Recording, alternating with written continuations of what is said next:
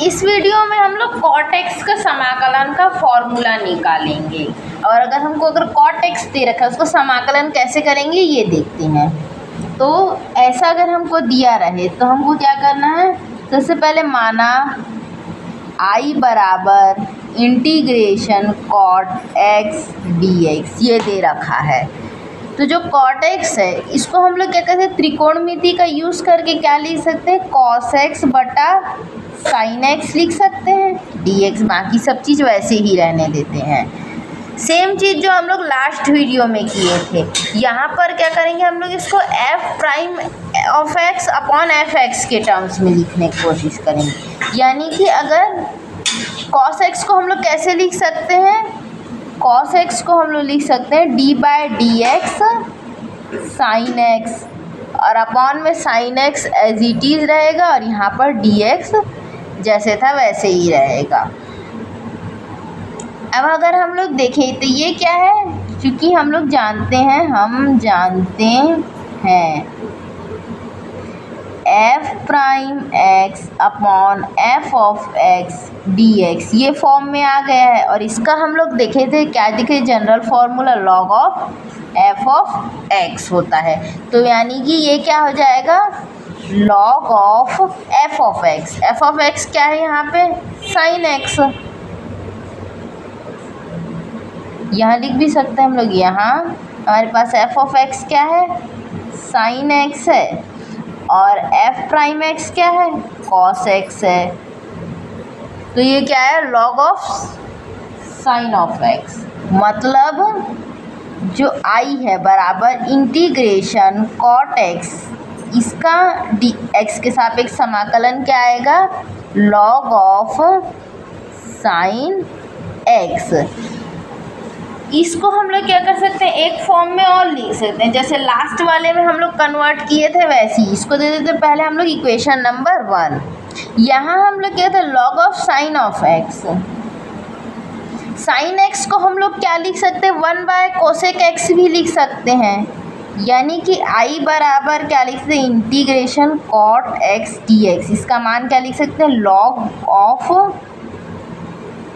1 bye cosec x भी लिख सकते हैं।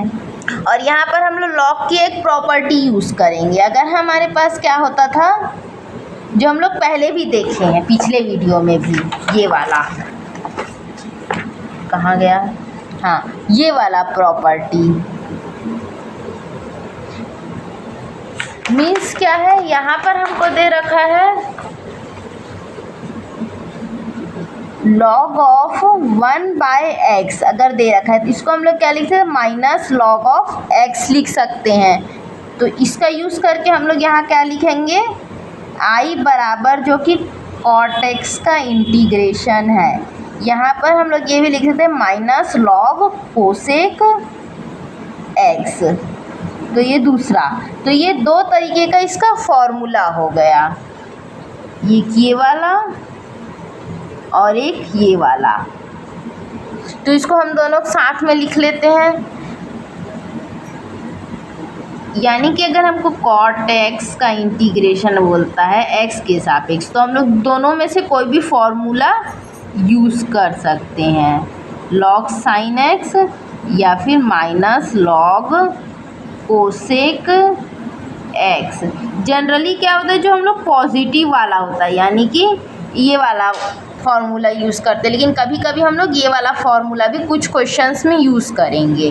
तो दोनों ही क्या है, इंटीग्रेशन cot x के वैल्यू हैं और कौन सा रिक्वायर्ड है उस हिसाब से हम लोग यूज़ करते हैं। इसके जो है कुछ और फॉर्म भी है, जैसे कि यहाँ पर हम लोग नोट करके लिख लेते हैं। मान लो हमको दे रखा है cot ax, a क्या है, एक जो है अचर संख्या है, जो इसका मान x पे डिपेंड नहीं कर रहा है, x पे निर्भर नहीं करता है। तब क्या होगा, इसका 1 बाय a आ जाएगा, बाकी सेम फार्मूला रहेगा, log ऑफ साइन x या माइनस log कोसेक x।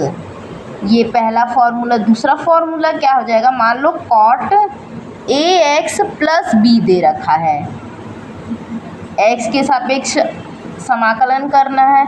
ए और बी दोनों क्या है, कांस्टेंट है, एक्स पे डिपेंड नहीं करते, एक्स पे निर्भर नहीं कर रहे हैं। तो ये हो जाएगा 1/a log sine ax plus b, या इसको लिख सकते हैं माइनस लॉग,